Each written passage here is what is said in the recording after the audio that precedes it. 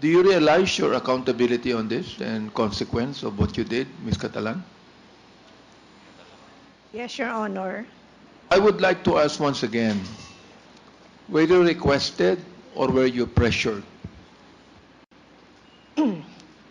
I was requested, sir. You were requested. You were not pressured at all. Mm, Come on, tell us the truth here. I was requested, sir, in a nice way. Thing is this, you received an envelope 9 times, am I right? Yes, Your Honor. Is that not a form of pressure? Honestly, sir, the first time I met or I talked with... Have you ever asked, why are you being given an envelope? Yes, sir, I asked her. But What was the answer? it's just an allowance from the Vice President.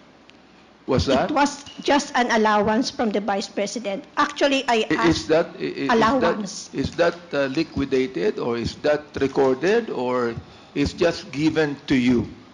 Because it's a bit different when you say allowance and it's just an envelope given to you. Am I right? Sir, the first time I received it, I honestly asked Shine, Ma'am, is it part of the confidential fund? Sabi niya, no. It was just an allowance from the Vice President. So, for me, honestly, I received it knowing that it was not part of the Who gave you confidential fund. Who gave you the envelope? ASEC, Sunshine Fajarda. Who requested you to sign the accounting report? It was also ASEC Shine Fajarda. Therefore, if it was ASEC Fajarda who requested you, as you said, to sign, and she is also the one that gave you the envelopes, would you not think that it's a form of pressure on your part? Uh, Come on, but please tell us the truth here. Because look, uh, I think you know what I mean, isn't it? I do not think that you are going to receive envelopes from the same person that requested you without you realizing the pressure of signing it.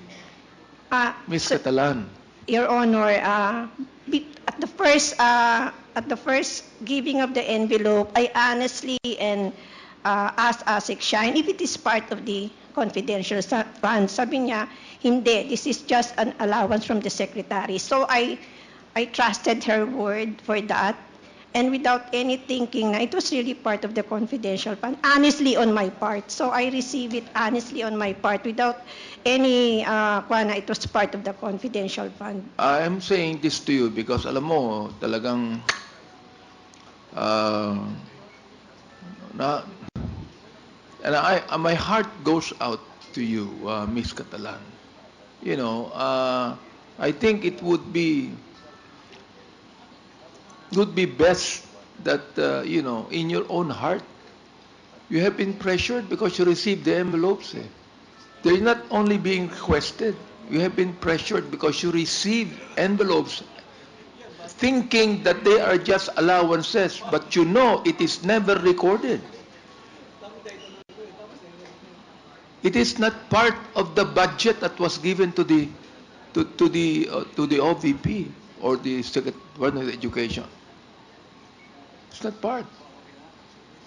Did you sign a voucher for it? No, Your Honor. See? I mean, so what I'm saying is this.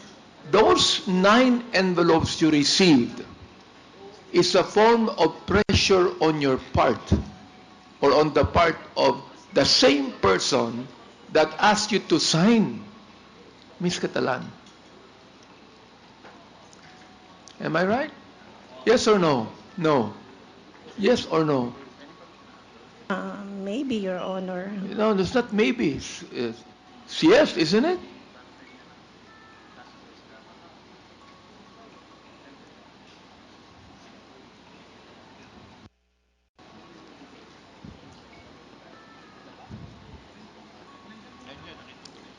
Am I right?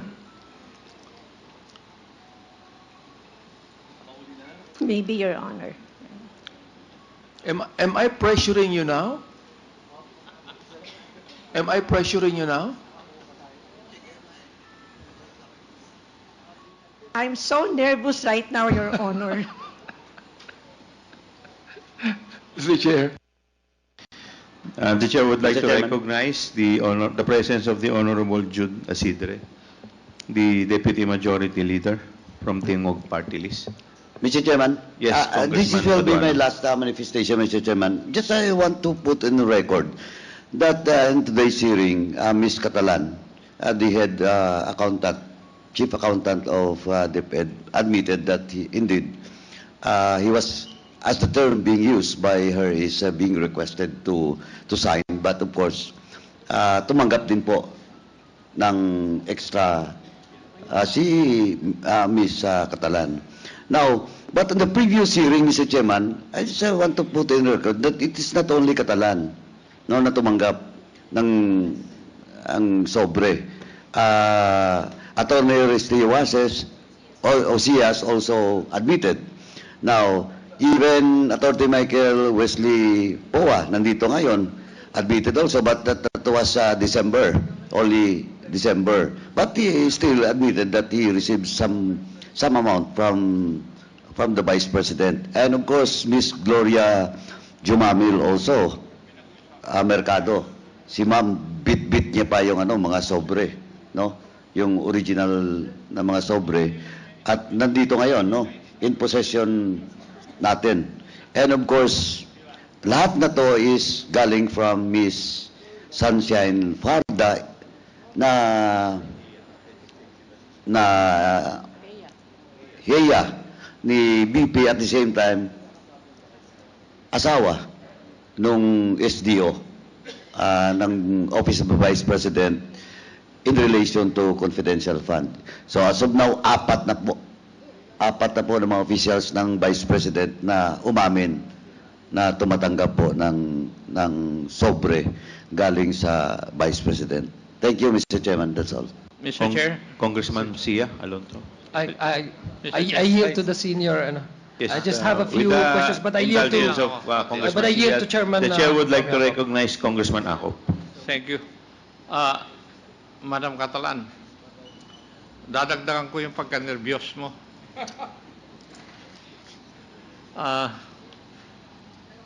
Nag-iisip lang ako dun sa sinabi mo na noong binigyan ka ng unang sobre, sinabi mo kagad, ang tanong mo kagad galing ba ito sa confidential fund? Tama po ba yung pagkarinig ko? Yes, Your Honor. Bakit ganun ang tanong mo? Because honestly, I'm wondering ba't ako bibigyan. And during... Ngayon, it was after honestly, the... nagtanong ka kung bakit ka binibigyan. Ano ang sagot doon sa tanong mo na yun? But I was made to understand by ASEC China, it is an allowance from the secretary. Kayo po ay accountant, di po ba? Yes, Matanong sure. ko po kayo, saan po nanggaling na pondo, ang source of fund, nung allowance na binigay sa inyo? Well, I didn't have the courage to ask for that anymore. Uy, tinanong mo, you had the courage to ask, galing ba ito sa confidential fund? Tapos you did not have the courage to ask, saan galing yan kung hindi galing sa confidential fund? Di po ba? Sure, Honor. Di ba may lakas kang loob na tanungin, galing ba ito sa confidential fund? Pero hindi mo tinanong nung sinabi niya, hindi galing sa confidential fund yan. Saan galing? Di ba dapat yun ang sunod na tanong? Following your line of questioning. Kasi, madam, it is irrelevant whether you're aware of what you have signed or not. Kasi under the circular, you can be also liable. You cannot escape that. Kasi sa dami ng inimbestigahan ko, basta nakikita yung signature na nandun yung signature, papailan ka ng kaso ng investigador. Di ba? Kaya nagkukuhan ako dun sa kwan eh. You were brave enough to ask kung galing sa confidential fund. Kasi nasa isip mo na dun sa pinirmahan mo, dun manggagaling yung pondo na binibigay sa iyo as an allowance. Di ba? Yun na napasok sa isip mo eh. Na binigyan ka ng allowance sa pagpirma mo dahil sa confidential fund. Sa pag-clear o liquidate ng confidential fund. Di ba, Iha? Yes, Your Honor. Yes. And you didn't know that because of your signature, pwede kang lumubog. Tama? Iha? Yes, Your Honor. Sige. Thank you, Mr. Chair. Thank Mr. you. Chair, with the indulgence of Congressman Adjong, in Congressman relation to Abante, what you are recognized. Congressman Akop said, I remember some years ago, Mr. Chair, that when the Vice President was still in the DepEd, that there is a rule that she made, no gift policy. Am I right, Attorney Powa? Yes, Your Honor. That is correct, Your Honor. That's the rule. No gift policy. Do you remember that, Ms. Catalan? Yes, Your Honor. So why is she giving envelopes? If the rule in her office is no gift policy. Therefore, even the Vice President would think that whenever a gift is given, that's bribery. That is subtle bribery. Ms. Catalan.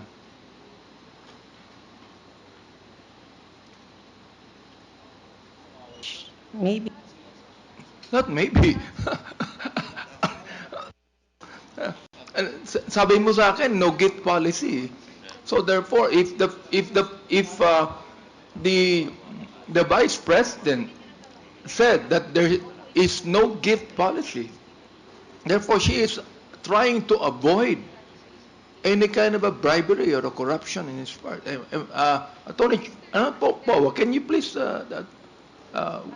do you believe that?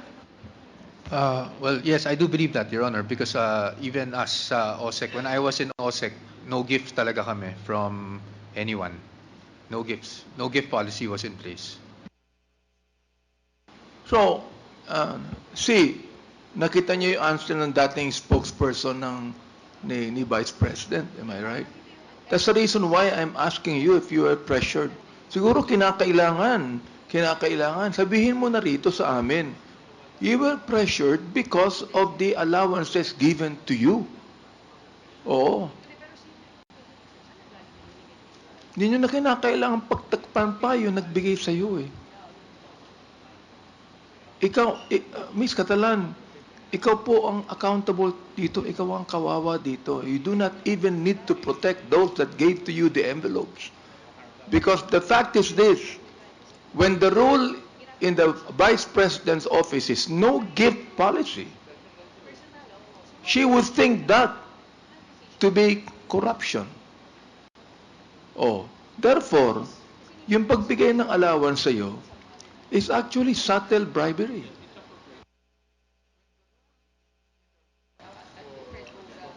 Hindi po ba?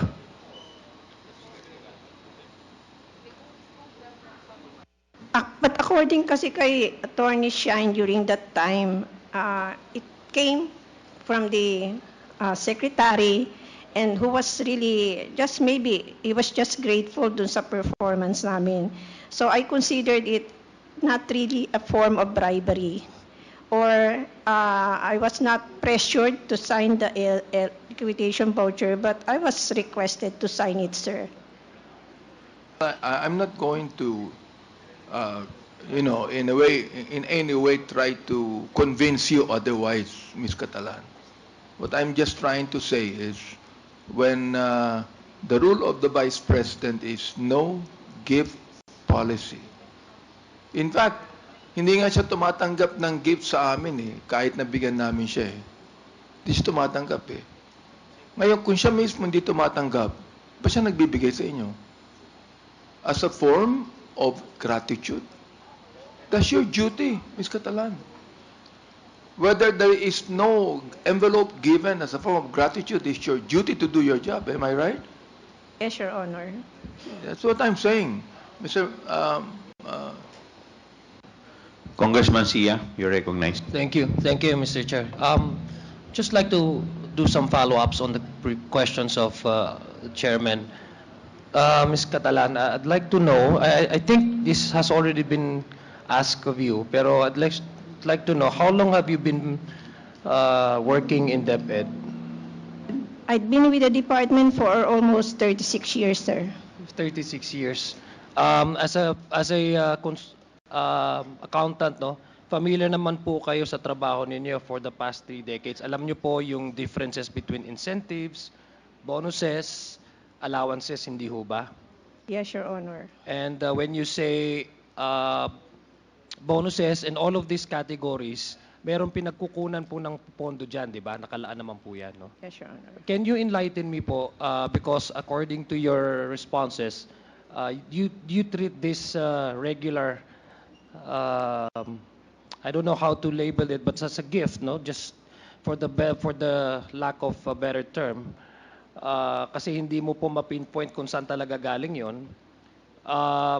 Pwede niyo po sabihin, clarify sa amin kung based on your experience, kasi alam naman po natin may mga bonuses yan, di ba? Sa mga regular employees. In fact, before the end of this year, mayroon talagang bonus packages yan binibigay. And mayroon namang incentives, no? Can you at least distinguish based on your work job description on how you appreciate the differences of this? Pag sinabi mo pong allowance, saan regular na kinukuha na pondo yan? Normally, sir, pag regular po siya at saka yung normal siya sa appropriation or standards appropriation sa personal services ng agency. Okay, sa personal services. Pag sinabi niyo pong mga incentives dun sa mga empleyado, because I believe there are also some employees who have, gone beyond what is expected of them, exemplary yung kanilang mga tinatrabaho, kaya nabibigyan sila ng incentives noon. Meron din ho kayong ganyan at saan po nakukuha din ho yan na category?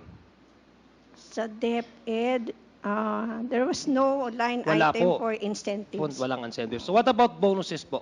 Bonuses meron po, sir, sa personal services po Sa siya. personal services, okay. So these allowances and these bonuses are regular funding. Yes. Tama po Yes, ba? sir. O, kasi Yes, alam Your niyo po Honor. pinagkukunan.